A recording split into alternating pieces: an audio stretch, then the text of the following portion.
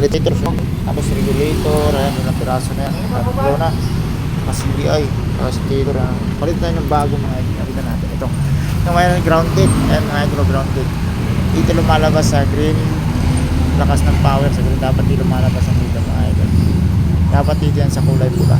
Ayan mga idol, testing natin sa mga idol, ito ano niya, ang lakas uminit, pinuputok niya yung CDI rin, tsaka battery dinamay din niya, lumubo. Kaya ito mga idol, i-testing natin mga idol, papanda rin natin siya, inairings natin yan mga idol, isa-isa natin sa mga idol, yan o, i-convert na natin yung stator niya mga idol, hindi na siya color coding na sa mga idol. Yan, ayan mga idol, i-update ko kayo sa pag-andar niya mga idol, kung paano nagkakarga yung nag-charge na ba yung battery niya.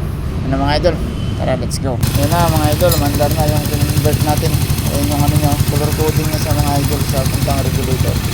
Yan mga idol, din na siya umiinit. Ayan, testing naman natin sa mga idol kung gumagana yung push start nya.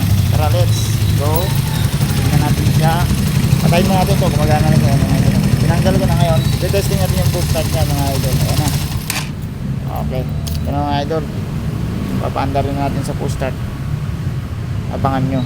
Ito na mga idol, testing natin yung push start nya kung gagana. Tara let's go, ito na yung push start nya. Ayun mga idol, magana na yung push start. Ayan na, ayan, meron na siya ngayong 13 volts. Ayan, gumagana na yung 13 volts na mga idol. Ayan na, 13 volts na, pumalo na kanina 5 volts lang siya, 5 ngayon 13 volts na siya, kinonvert natin. Ayan, nandito lang tayo mga idol, paki-follow, subscribe, share ng video natin.